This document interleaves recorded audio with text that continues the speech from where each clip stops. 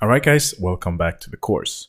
So just to recap some things here, we're going to recreate this project. So let's quickly create a kick drum here, quick drum pattern, or instead of just drawing that out, we can just right click here, fill each 4 steps, and now we have a kick pattern. Cool. So what we're gonna do here is to rename this pattern here, rename and color, kick, and let's color it red. So now we have the kick drum. So let's create a new pattern here, and we're gonna call this clap and snare. Oh yeah, we can also color it as well. And by the way, if you don't know the color that you want for each instrument, you can just right click here on this pattern, random color. That's it. You can do it that way. So now we have a new pattern here, and I'm going to create a clap like that and a snare like that. Very nice. So let's go back to the kick drum here to just select it and have it on the playlist, and select this pattern, the clap and snare, and have it there as well.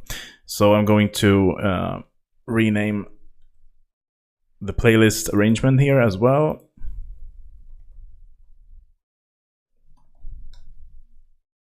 Like that. And let's go with change color.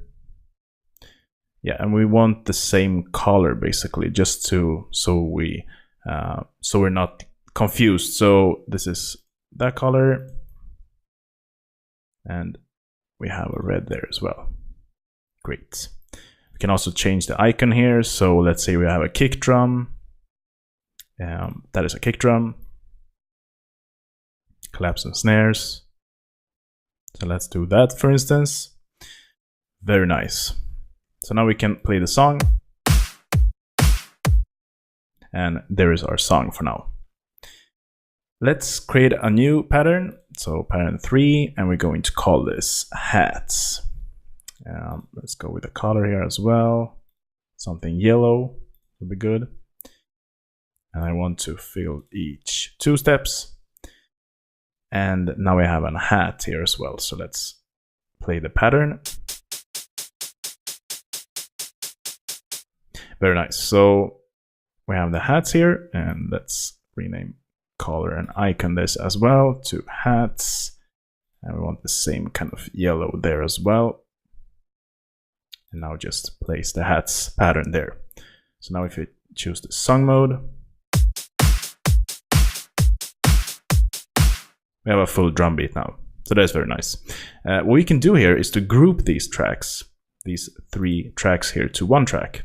So what you will do here is to right click on the track that you want to group with. So let's say I want to group these 2 tracks with this first track here.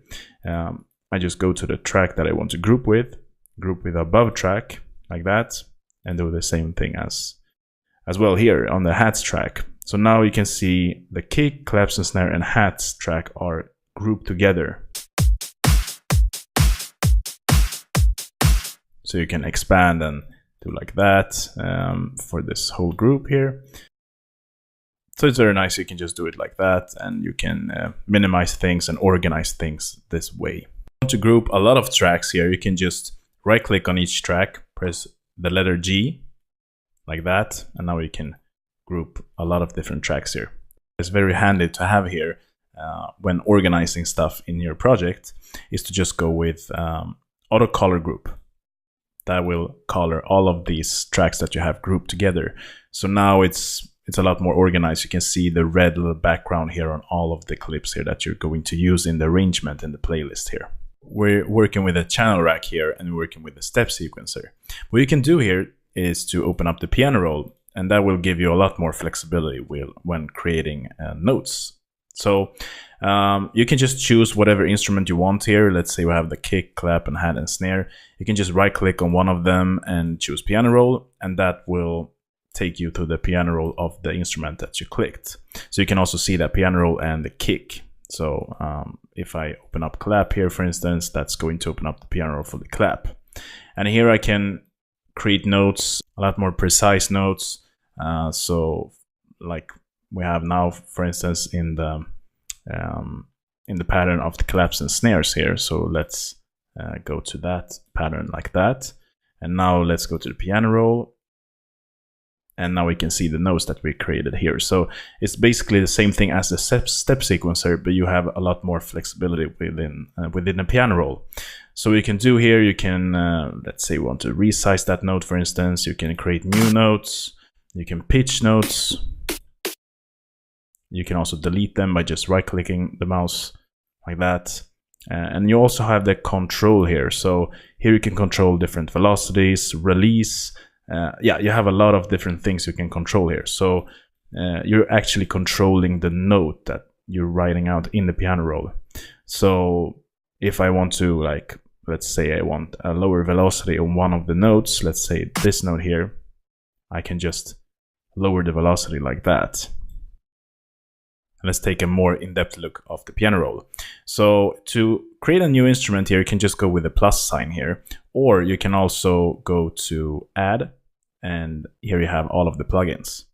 But let's just go with the plus sign here for now, and I'm gonna go with Fruity or FL Keys. And this is a very basic piano plugin that comes with FL Studio. I'm just playing that on my keyboard here. And as you can see, if let's just create a new pattern here and just call it piano. Let's color it as well. Great. So now if I just go with this step sequencer here, it will only play the middle C of this note. So let's play that. And I can't really do anything here. So let's get rid of that and open up the piano roll like that.